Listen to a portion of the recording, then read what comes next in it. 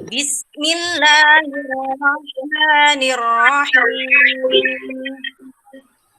Qul huwallahu ahad. Allahus samad. Lam yalid wa lam yulad wa lam yakul lahu kufuwan ahad. Sadaqallahul azim. Sadaqallahul azim wa ballagha rasulul karim wa nahnu ala dzalika minasyahidin walhamdulillahi rabbil alamin. Terima kasih Bu Windy dan ibu-ibu sekalian, ada Mas Nugroho juga ya. Baik, saya akan melanjutkan kajian surat Al-Ikhlas. Surat yang keberapa kemarin urutannya, ada yang masih ingat surat Al-Ikhlas itu? Surat yang ke-112 ya. Surat yang ke-112. Nah ini suratnya ada 4 ayat, 1, 2, 3, 4. Tapi rata-rata di dalam surat-surat Al-Quran itu tulisannya menyertakan basmalah. Jadi ada Bismillahirrahmanirrahim. Mushaf sekarang itu menyertakan Bismillah di dalam tulisannya ya. Jadi Bismillahirrahmanirrahim di dalam Al-Quran itu tertulis ada 114 karena setiap surat ini ada jumlahnya kan ada 114 surat, tapi ada satu surat yang awalnya justru tidak bagus, tidak boleh membaca basmalah dulu. Nah, itu ada satu surat. Nah, tetapi ada yang di dalam surat itu kemudian menuliskan Bismillahirrahmanirrahim. Ada. Jadi pas genap jumlahnya 114 sama seperti jumlahnya surat. Nah, ini kan kajian sederhana. Saya beberapa kesempatan ini sering menyampaikan bahwa ada hal yang fundamental di dalam kehidupan Islam ini yang hilang. Apa itu? Yaitu tentang rasa cinta kasih. Padahal Quran sendiri mengajarkan tentang Bismillahirrahmanirrahim yang jumlahnya sama seperti jumlah surat. Bahkan Rasulullah Shallallahu Alaihi Wasallam juga menyampaikan, kullu amrin dibalin la yubda'u fihi bi Bismillahirrahmanirrahim bahwa akto au abtar. Segala sesuatu yang tidak diawali dengan Bismillahirrahmanirrahim, segala yang baik yang tidak diawali dengan Bismillahirrahmanirrahim, maka putus keberkahannya. Nah, itu bukan sekedar ucapannya Bismillahirrahmanirrahim, tapi yang penting adalah bagaimana menebarkan Bismillahirrahmanirrahim itu sendiri, menebarkan kasih dan sayang. Sama halnya seperti ketika kita diperintahkan oleh Allah untuk menyebarkan salam. Assalamualaikum warahmatullahi wabarakatuh. Menyebarkan salam itu bagian dari implementasi bahwa Islam itu memang agama yang penuh kasih sayang. Baik, saya lanjutkan kajian kita surat Al-Ikhlas ini. Bismillahirrahmanirrahim. Saya masih membahas ayat pertama dari surat Al-Ikhlas. Bapak Ibu sekalian, kajian malam hari ini kelihatannya perlu lebih fokus daripada malam-malam sebelumnya, karena ini saya akan membahas tentang tauhid seperti apa yang memang disebutkan di dalam salah satu nama di dalam surat Al-Ikhlas ini. Kul huwallahu ahad. Katakanlah, yang disuruh ini Rasulullah Shallallahu Alaihi Wasallam. Katakanlah Muhammad, dialah Allah yang Maha Esa. Nah, ini yang dimaksud dia itu ya Allah. Allah siapa? Allah yang esa. Nah, ini saya pelan-pelan. Nanti kalau misalnya ada yang belum paham, boleh ditanyakan, ya, boleh ditanyakan. Karena ini kajiannya kajian tentang tauhid.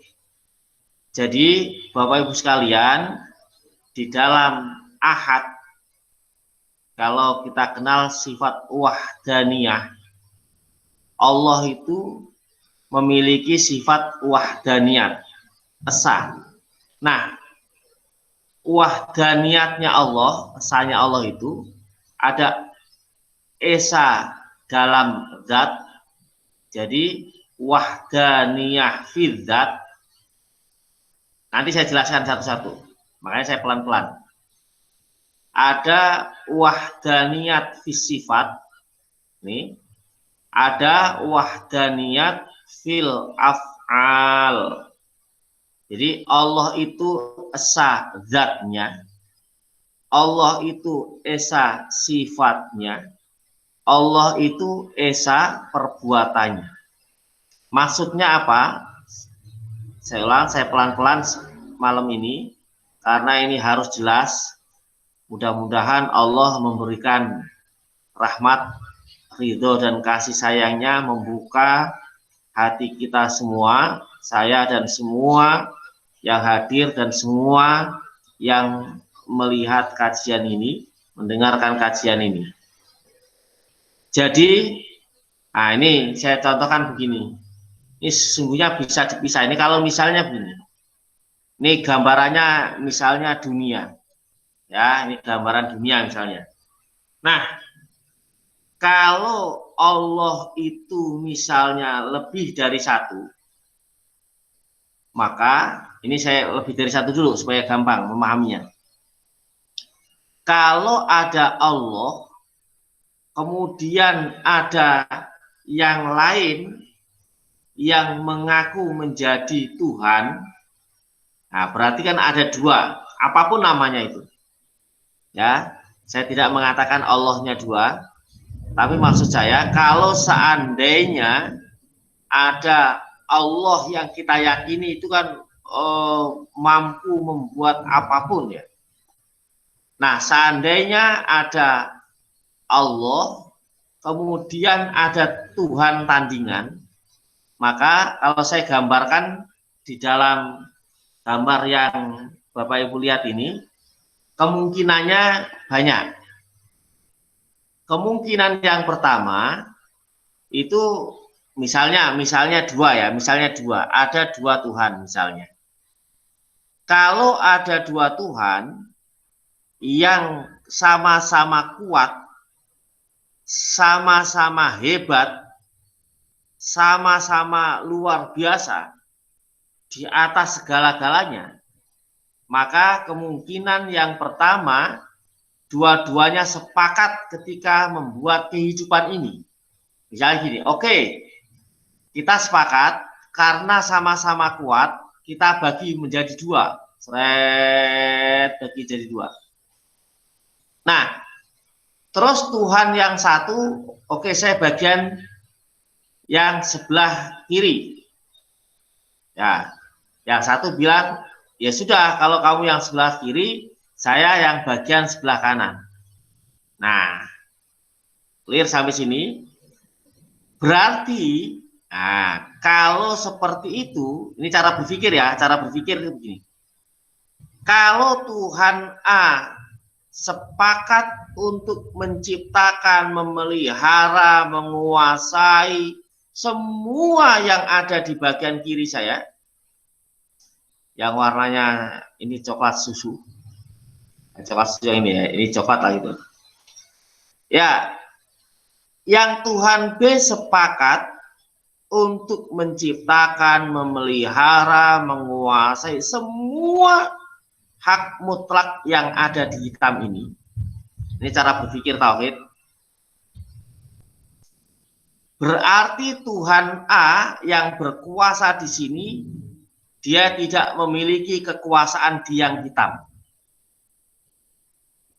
Ya, Saya ulang, berarti Tuhan A yang disebut hebat tadi luar biasa, yang tidak ada yang menandingi di sebelah kiri, bagian yang coklat. Tapi dia tidak mampu melakukan apapun di sebelah yang warnanya hitam. Berarti Tuhan yang disebut hebat tadi punya kelemahan. Kelemahannya di mana? Tidak mampu menyentuh, melakukan, menguasai, membina, membinasakan apapun yang diinginkan di bagian yang hitam. Tuh.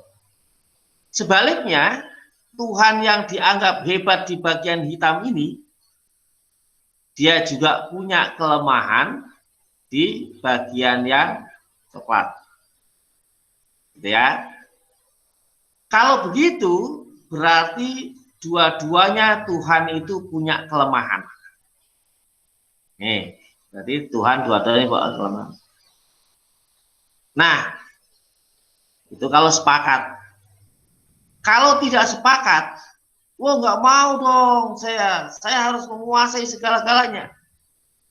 Kalau tadi di awal, kalau kita sepakati bahwa ini imbang, ya, A dan B imbang, ternyata wah misalnya enggak, pokoknya saya yang membuat semuanya, saya yang menguasai semuanya. Kalau berarti gitu, berarti yang B lemah. Kalau seimbang, kalau sepadan, kalau sama, yang satu ternyata lemah, maka sesungguhnya yang lain tidak lemah. Hanya kebetulan saja dia beruntung dalam posisi yang menang. Oh, caranya gitu. Kalau begitu, semua ini yang melakukan pekerjaan apapun yang di sini, pekerjaan membuat, merawat, memelihara, mencukupi, apapun yang di sini semuanya berarti tunggal. Karena kalau lebih kayak tadi cara berpikirnya. Atau kalau ribut, dua-duanya kuat dan ribut, bisa hancur ini. Nyatanya dunia ada. Nyatanya dunia yang kita rasakan ini nyaman dan kita bisa menikmati semampu mungkin, semaksimal mungkin yang kita bisa, gitu. Artinya, berarti Tuhan yang sama tadi, sama kuat, berarti tidak ada. Tuhan dua atau lebih yang sepakat juga berarti tidak ada. Berarti Tuhan itu yang ahad itu. Esa itu. Nah ini berarti Tuhan itu esa, pencipta itu esa, penguasa itu esa, ya, pemelihara yang hakiki itu esa, pengabul semua hajat itu esa, dan seterusnya. Ini ya, loh, ahad. Nah, esa dan ahad tadi seperti apa? Ini saya baca pelan-pelan karena ini penting ya. Tadi saya katakan ada wahdaniyat di dalam sifat, wahdaniyat pada zat, wahdaniyat pada perbuatan. Maksudnya apa? Wahdaniyat dalam zat itu ada dua. Ya, wahdaniyat dalam zat, esa dalam zat itu berarti ada dua. Pertama, bahwa zat Allah tidak tersusun dari bagian, karena susunan tersebut dapat disebut kamutasil, susunan dari bilangan yang bersambung di dalam zatnya. Satu gini, ada kamutasil fidzat, ada kamunfasil fidzat. Cara berpikirnya begini supaya mudah. Kalau saya ini Ya, di dalam sendirinya, di dalam satu sun haji ini di dalam tubuh tersusun, ada yang namanya kepala, ada yang namanya leher, ada yang namanya badan, ada yang namanya kaki, terus tersusun. Dari kepala, susunannya juga banyak, ada tengkorak kepala, ada saraf-saraf, itu tersusun semua. Nah, kalau tersusun di dalam diri tadi disebut kamuttasil fidzat. Jadi Allah tidak kamuttasil fidzat. Allah itu tidak tersusun seperti kita sebagai manusia ini. Tidak seperti makhluk-makhluk yang lain. Makhluk apa yang tidak tersusun? Malaikat tersusun. Smartphone kita, laptop kita, alat-alat kita, semua tersusun. Kalau tersusun pada dirinya disebut kamuttasil fidzat. Nah, Allah itu tidak tersusun seperti itu. Yang kedua, ada istilah kamunfasil fidzat. Tidak ada zat yang serupa dengan zat Allah. Jadi kalau tadi secara kalau manusia itu secara individunya dia tersusun dari unsur-unsur. Kalau Allah tidak tersusun dari unsur apapun, ya esa, begitu esa. Kalau makhluk ada jenisnya, jenis manusia, jenis hewan, jenis apa itu di sana banyak. Macam-macamnya banyak. Nah, manusia yang satu mungkin serupa dengan manusia yang lain. Ada kepalanya, sama-sama ada telinganya, sama-sama ada hidungnya, sama-sama ada mulutnya, sama-sama ada lehernya, semuanya ada kesamaan. Nah, kesamaan begitu kalau antara diri individu dengan individu yang lain disebut kamunfasil fidzat. Jadi Allah itu tidak muttasil fidzat, juga tidak munfasil fidzat. Ini kajian tauhid, kajian akidah. Ya, memang harus pelan-pelan.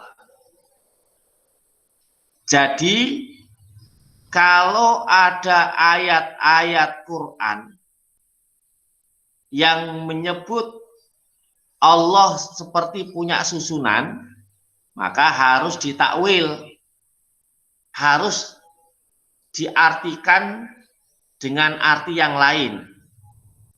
Ya, menurut ulama-ulama khalaf. Kalau ulama salaf, ulama yang dulu nggak berani mengartikan apapun. Misalnya contoh yadullahi fauqa aydihim. Kalau cari dalam kamus, yad itu artinya tangan. Yadullah kalau diartikan di dalam kamus berarti tangan Allah. Kalau ulama salaf, ulama yang zaman-zaman Imam Syafi'i ke atas itu, Imam Ahmad bin Hambal ke atas, ya, beliau mengartikan, ulama-ulama yang dulu-dulu itu mengartikan gimana? Kalau ada yadullahi fauqa aydihim, ya sudah yad Allah. Artinya apa? Iya yad Allah. Terus yad Allah itu gimana? Yad Allah, kita nggak tahu yad Allah. Itu ulama-ulama salaf. Kalau ulama-ulama khalaf sebagian besar kemudian menakwili supaya bisa dipahami, karena Quran itu untuk manusia dan yang memanfaatkan Al-Quran adalah manusia, maka ayat-ayat Al-Quran ini perlu bisa diungkap supaya bisa dipahami oleh manusia. Nah, kalau ayat-ayat yang seperti itu namanya ayat mutasyabihat. Bagaimana cara memahaminya? Ya tadi saya sampaikan, ya menurut ulama-ulama yang kelompok ini ya harus ditakwilkan. Bagaimana contoh yadullahi fawqa aydihim, itu kekuasaan Allah. Yad itu walaupun tangan kan banyak sekarang. Tangan kanan itu, tangan kanannya presiden itu bukan tangan kanan yang dibuat makan presiden, bukan. Tetapi orang yang sangat dekat dengan presiden itu disebut tangan kanan presiden. Misalnya apalagi itu contoh ya dari tangan kanan, kemudian ya macam-macam lah ya serupa itu. Itu pun tidak diartikan dengan tangan yang fisik. Maka lafadz yadun itu kalau dicari di terjemahannya menjadi tangan, tapi dalam konteks ini dipahami sebagai kekuasaan Allah di atas kekuasaan mereka. Yadullahi fawqa aydihim, kekuasaan Allah di atas kekuasaan mereka. Nah, yang model-model seperti itu akhirnya apa? Oh ya, bisa dipahami, bisa orang-orang sekarang itu akhirnya bisa mengambil hikmah dan lain sebagainya. Nih, jadi kaitannya dengan ahad fidzat. Ya, ahad fidzat. Yang kedua, ada ahad fis sifat. Ya, wahdaniyat dalam sifat. Oh, kembali sebelum ke sini. Kan ada juga hadis yang menyatakan begini, bahwa di sepertiga malam yang terakhir itu Allah turun. Ya. Allah turun di sepertiga malam yang terakhir. Itu maksudnya bagaimana?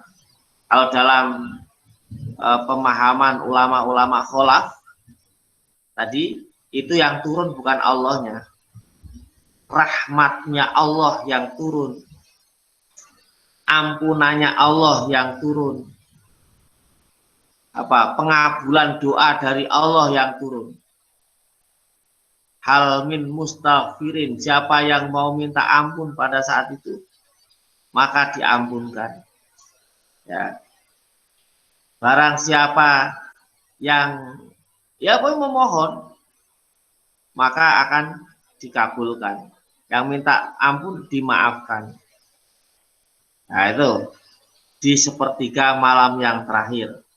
Kemudian ulama-ulama itu membagi. Kalau misalnya malam itu dari jam 6 sore, misalnya di Indonesia, ini konteks di Indonesia.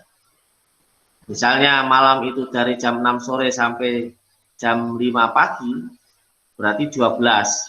12 itu kalau sepertiga malam, berarti sepertiga malam yang terakhir, artinya sepertiga awal, sepertiga tengah, sepertiga akhir. Kalau tadi misalnya dari jam 6 sore sampai jam 5 pagi, berarti kan ada 12 jam. 12 jam kalau dibagi 3 itu berarti kan ada 4.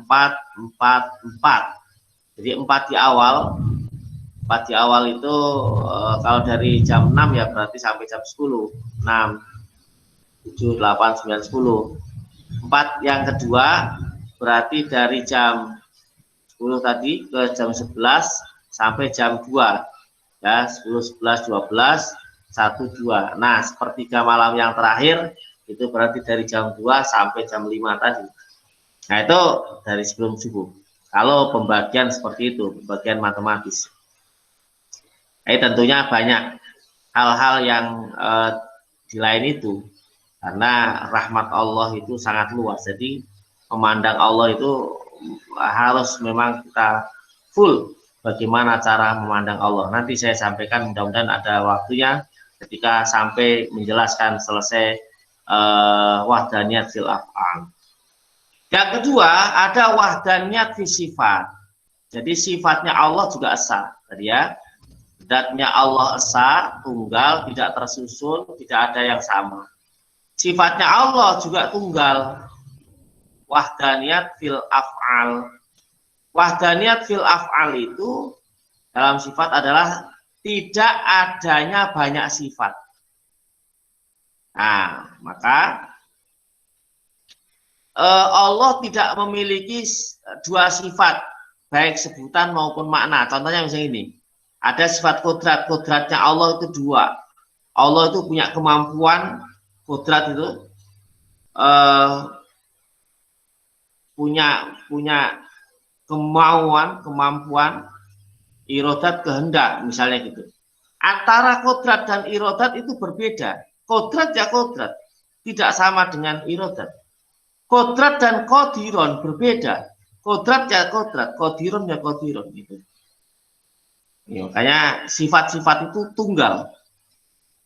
Wujud idam bako mukhalafatul hawatithi qiyamuhu binafsihi wahdaniyat kodrat irodat ilmu hayat sama basor kalam qadiran muridan aliman hayan samian basiran mutakalliman. Itu masing-masing tunggal. Ya, tunggal itu. Wahdaniyat fis sifat. Namanya kamuttasil fis sifat. Ada juga wahdaniyat yang tidak ada makhluk satupun, tidak ada satupun gitu ya, tidak ada satupun, bukan cuma makhluk, memang tidak ada Tuhan yang lain juga, tidak ada satupun yang kemudian memiliki sifat seperti sifatnya Allah. Walaupun manusia punya keinginan, tapi itu beda dengan irodatnya Allah. Itu beda. Bahkan ada cerita Nabi Musa itu kalimullah, disebut kalimullah itu karena memang bisa sering bercengkrama, bercakap-cakap dengan Allah, minta apa langsung ngomong dan sebagainya, menyampaikan langsung itu. Nabi Musa satu ketika itu sakit gigi, ya sakit gigi. Boleh nggak Nabi sakit gigi? Ya boleh saja. Itu namanya sifat jais. Sifatnya jais. Sifat jaisnya Nabi itu ya, Nabi, para Rasul itu memiliki sifat-sifat seperti manusia yang lain, tapi sifat-sifat yang mulia, bukan sifat-sifat yang hina. Sakit, ya sakit, namanya manusia sakit. Satu ketika Nabi Musa itu sakit gigi. Tapi terus ketika sakit ngadu sama Allah, ya Allah, saya sakit begini. Kira-kira obatnya apa ya? Mencari obat supaya sakit saya sembuh. Nah, kemudian Nabi Musa ditunjukin sama Allah. Musa, di depan kamu itu apa? Rumput ya Allah. Nah, ini herbal. Rumput ya Allah. Ya sudah, ambil itu. Ambil sama Nabi Musa, diambil. Tempel. Terus kata Allah, terus gimana ya Allah? Tempelin. Sembuh. Hilang tuh, penyakitnya hilang. Nah, satu ketika kambuh lagi. Satu ketika kambuh. Terus melakukan hal yang sama. Ambil rumput yang sama. Melakukan hal yang sama seperti di awal. Begitu ditempel bukan malah enak, malah sakitnya luar biasa. Sakitnya lebih-lebih. Akhirnya nanya lagi ke Allah, ya Allah, engkau dulu perintahkan aku untuk ambil rumput ini ketika aku merasakan sakit seperti ini. Tapi kenapa saya melakukan hal yang sama, tapi tidak memperoleh hasil yang sama seperti dulu, kok malah sakit. Sakitnya malah melebihi dari sebelumnya. Kata Allah, Musa, itu kan rumput. Rumput itu tidak menyembuhkan. Dulu bisa sembuh itu karena aku yang memerintahkan. Jadi wahwa yashfin itu, dialah zat yang menyembuhkan. Nah, di situ kemudian muncul makalah ana urid wa antumul muridun wallahu yaf'alu ma yurid. Kamu punya keinginan, ana urid wa antumul muridun. Aku punya keinginan, kalian juga punya kemauan. Pengen ini, pengen ini, pengen ini. Tapi wallahu yaf'alu ma yurid. Tapi kehendak Allah lah yang akan terwujud, karena Allah yaf'alu ma yurid, yang memang mewujudkan sesuai dengan kehendaknya. Nah ini, jadi ini af'al sifat. Nah, itu kalau mewujudkan nanti af'al fil wahdaniyat fi sifat. Kalau mewujudkan nanti wahdaniyat fil af'al. Jadi sifat Allah itu kudrat, irodat, itu tunggal semua. Tidak ada makhluk yang lain yang memiliki sifat seperti itu. Walaupun misalnya manusia ini hidup, tapi hidupnya manusia dan makhluk yang lain itu bayang-bayang. Ya, bayang-bayang. Beda dengan hayatnya Allah. Ya, yang hayat itu Allah, yang lain itu bayang-bayang. Mudahnya begini, mudahnya analoginya supaya bisa memahami itu, kalau ada tempat tidur gitu,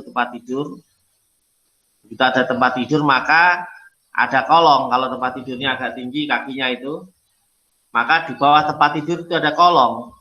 Ya siapapun akan bilang di bawah tempat tidur yang ada kakinya tinggi begitu, itu namanya kolong. Berarti itu kolong ada, kolong. Tapi kolong ada itu karena adanya tempat tidur di situ. Jadi keberadaan kolong ini keberadaan yang tadi fata murhana, ya, hanya sekedar, bukan hakiki. Nah, keberadaan yang betul-betul ada, itu ya keberadaan Allah Subhanahu wa Ta'ala. Adanya tempat tidur tadi itu, nah, itu yang kemudian menyebabkan adanya kolong. Seandainya tempat tidurnya didirikan gitu, tadi kan ditidurin. Kalau misalnya didirikan begitu, nggak ada kolongnya, ya kolongnya kemana? Orang tempat tidurnya masih ada, kok kolongnya nggak ada, nah, gitu. Jadi itu menggambarkan bahwa adanya kolong memang bukan ada yang hakiki, ada yang majazi. Kemudian ada wahdaniyat fil af'al.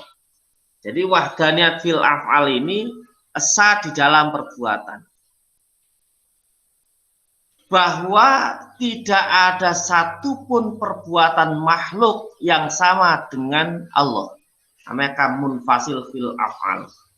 Jadi Allah itu melakukan sesuatu dan tidak ada satupun makhluk yang mampu melakukan seperti apa yang dilakukan oleh Allah. Nah, makanya dalam konteks ini, Bapak Ibu dan teman-teman sekalian, memang kita perlu melihatnya Allah. Contoh misalnya gini,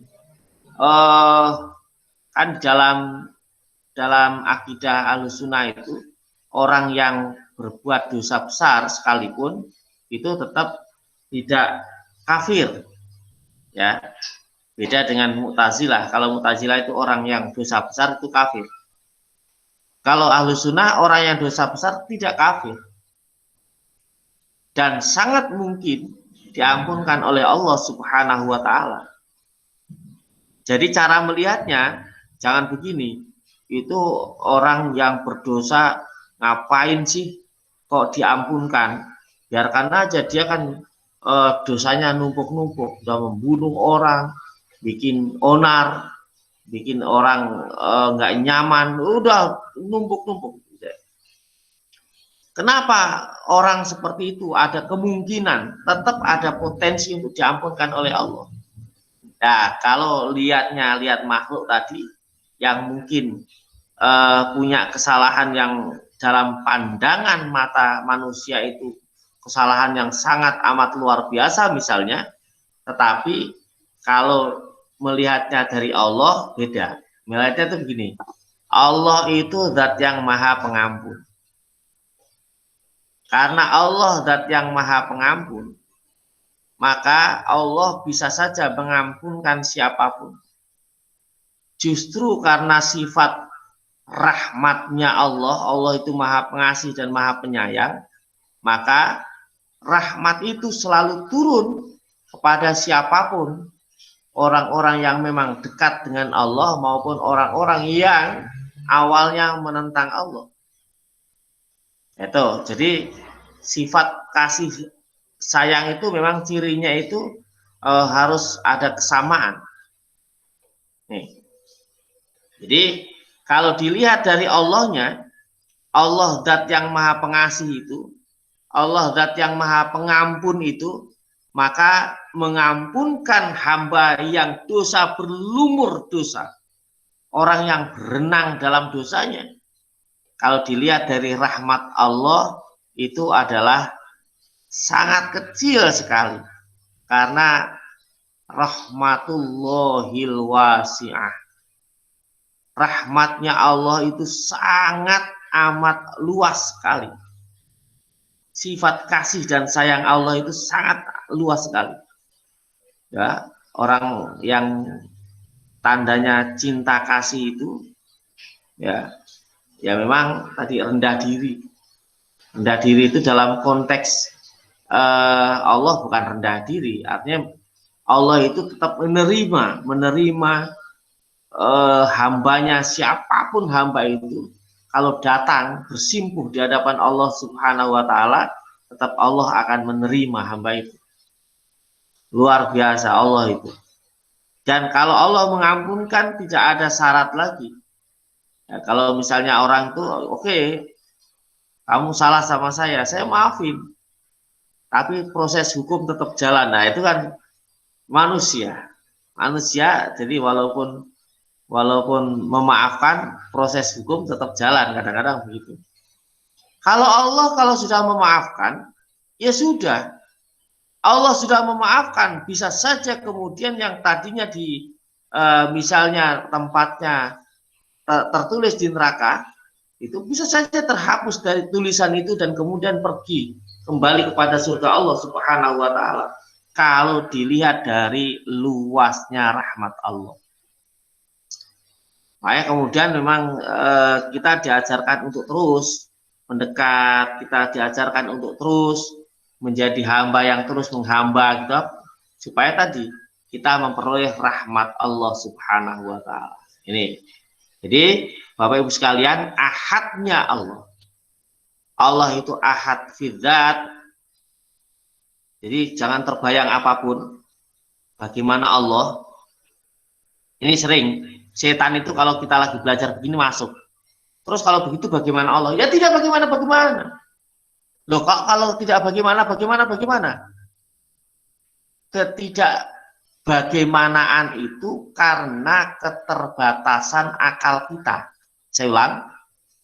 Untuk menjawab ketidakbagaimanaan tadi. Bagaimana sih? Ya tidak bagaimana itu maksudnya. Tidak bagaimana itu untuk menjawab keterbatasan akal kita. Kalau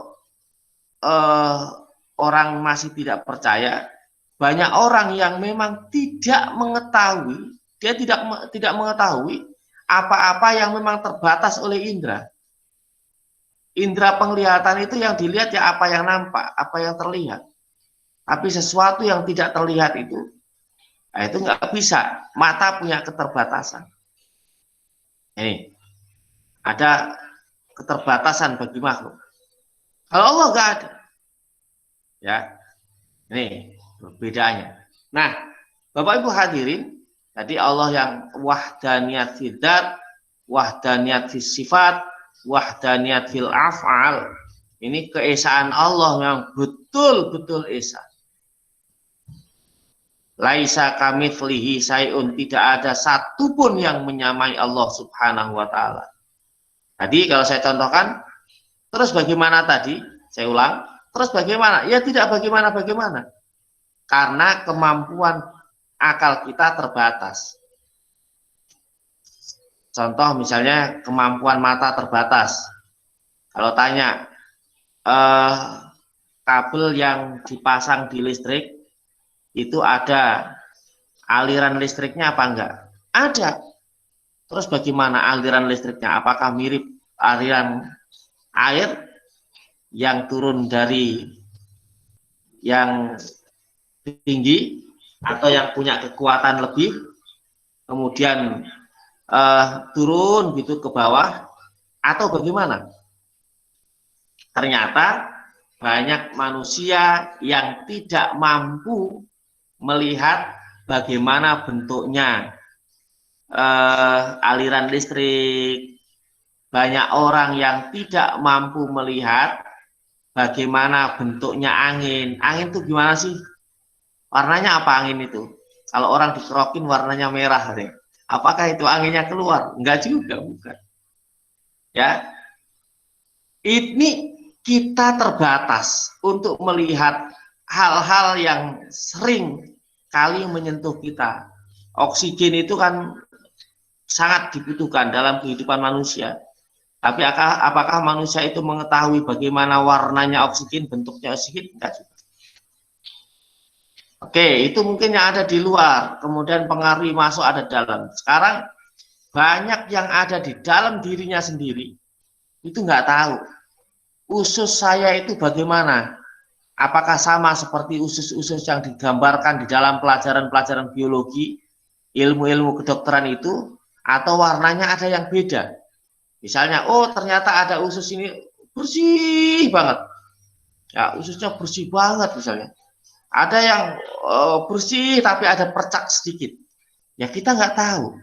Usus yang kita punya saja nggak tahu. Akal itu gimana akal? Jadi kalau manusia nggak paham akal gimana, nggak ngerti akal gimana, nggak tahu bagaimana ruhnya, nggak tahu semuanya, ya berarti kalau kemudian berpikir tentang Allah terbatas, nggak mampu berpikir tentang Allah, ya bukan karena Allahnya nggak ada, tapi kekuatan akal kita yang tidak mampu menyentuh itu. Tapi yang jelas Allah ada, Allah pencipta kehidupan, pencipta dunia, pencipta akhirat, pencipta yang ada semuanya.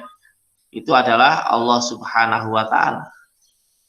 Makanya untuk memahami Allah memang perlu kajian-kajian yang rutin, karena Rasulullah Shallallahu Alaihi Wasallam ini mengenalkan Allah itu kurang lebih hampir 13 tahun, sehingga orang-orang Mekah itu yang sahabat-sahabat militan sekali itu karena betul-betul kenal Allah. Jadi orang-orang yang mengenal Allah itu nanti untuk melakukan perintah-perintahnya itu lebih mudah. Tidak harus didorong-dorong terus karena sudah kenal Allah. Ma'rifat billah. Namanya mengenal Allah itu ma'rifat billah. Orang-orang ma'rifat, saya katakan pertemuan kemarin itu kan selalu konsepnya adalah la haula wala quwata illa billah, konsepnya itu. Jadi tidak ada daya upaya dan kekuatan kecuali semua adalah milik Allah Subhanahu wa taala, semua itu di Allah, enggak ada. Nah, itu. Jadi mengenal Allah. Maka ada syair supaya memudahkan betapa hebatnya Allah. Kata syairnya begini, "Fanzur ila nafsika tsumman taqili lil alamil ulwi tsumma sufli tajid bihi sun'an bati al hikami lakin bihi koma dalilul adami." Fangzur ila nafsika, angen-angen, telitilah apa yang ada pada dirimu sendiri. Kita yang punya rambut bagian belakang nggak bisa kemudian melihat rambut yang bagian belakang, kecuali melihatnya harus dengan alat bantu kaca. Itu kalau orang apa namanya lagi mau potong rambut, ada kaca-kaca banyak itu, baru bisa melihat, oh belakang saya begitu. Yang ada di kita saja nggak tahu. Faktur ila nafsika. Manusia itu berapa darah yang dipompa setiap hari, ya, pompa darah kemudian dialirkan ke seluruh tubuh. Setelah mengalir nanti kembali lagi. Nah, itu yang bisa memahami orang-orang seperti itu, orang-orang yang sudah berkali-kali cuci darah itu, atau anggota keluarganya yang sering nungguin. Ternyata darah itu tercuci terus. Kalau ginjal sudah tidak berfungsi, itu nyucinya nanti di luar, ya, cuci di luar. Nah, setelah dicuci itu, kata orang-orang yang pernah cuci darah, itu nggak enak sama sekali. Ya, mudah-mudahan kita jangan sampai ke sana. Katanya nggak enak sama sekali, habis cuci darah juga masih lemes, masih pusing, masih apa. Ya kita nggak tahu menahu, tiap pagi bangun pagi sudah itu darah mengalir, ada udara masuk, nanti setelah darah ini menyebar ke seluruh tubuh kemudian kembali lagi. Fangdur ila nafsika tuman takililil alamil ulwiyi. Kemudian kalau sudah betul kita meneliti apa yang ada pada diri kita, coba pahami, pelajari apa yang ada di alam atas, ya. Itu alam atas itu apa, itu yang kemudian apakah langit itu yang biru itu, katanya ada malaikat di sana, di mana letak malaikatnya, kata ada itu. Wah, itu betapa meteor atau misalnya galaksi. Ini kita ada di galaksi Bima Sakti, ada galaksi-galaksi yang lain, ada galaksi Andromeda, ada galaksi-galaksi yang lain. Baru galaksi Bima Sakti ada berapa miliar, ya, planet-planet yang ada. Baik planet, kalau yang planet yang besar kan sudah tahu kita itu. Yang dulu ada Pluto, kemudian ternyata tidak masuk karena terlalu kecil Pluto itu. Ya, itu planet-planet yang besar. Planet-planet yang kecil, berapa banyak yang kemudian semua kumpul dalam galaksi Bima Sakti. Sebegitu banyaknya, ya. Terus ngaturnya gimana? Orang ngatur kereta api saja yang ada jalurnya jelas, beberapa kali tabrakan, ya, kadang-kadang jatuh, kadang-kadang apa, itu yang jelas ada jalurnya. Di lautan yang sangat luas, itu nggak ada jalannya, kemana saja boleh, itu aja tabrakan. Di udara, apalagi udara, nggak ada sekat-sekat kelihatannya. Wow, itu walaupun pesawat juga ada jalurnya, tapi kan kelihatannya itu sangat luas sekali. Itu terjadi tabrakan dan lain sebagainya. Itu yang kelihatan. Belum tadi ya, saintifik sudah membuktikan betapa banyaknya jumlah bintang-bintang itu, yang kemudian bintang-bintang itu bisa dipahami sebagai penunjuk waktu.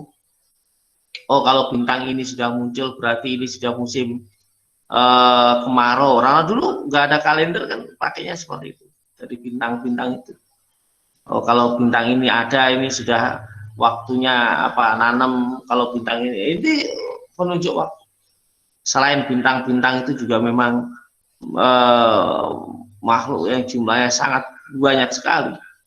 Itu fardhur ila nafsika tuman takililil alamil ulwi, itu masuk fli, kemudian kembali lagi ke bawah. Wah, lihat tanah, ya, bagaimana tanah kok tiba-tiba membelah, mengeluarkan pohonan. Bagaimana caranya kadang-kadang ada tanah kok bisa mengeluarkan tumbuhan yang nggak bisa tinggi-tinggi, pendek, terus rumput-rumputan. Ada yang mengeluarkan tinggi padahal tanahnya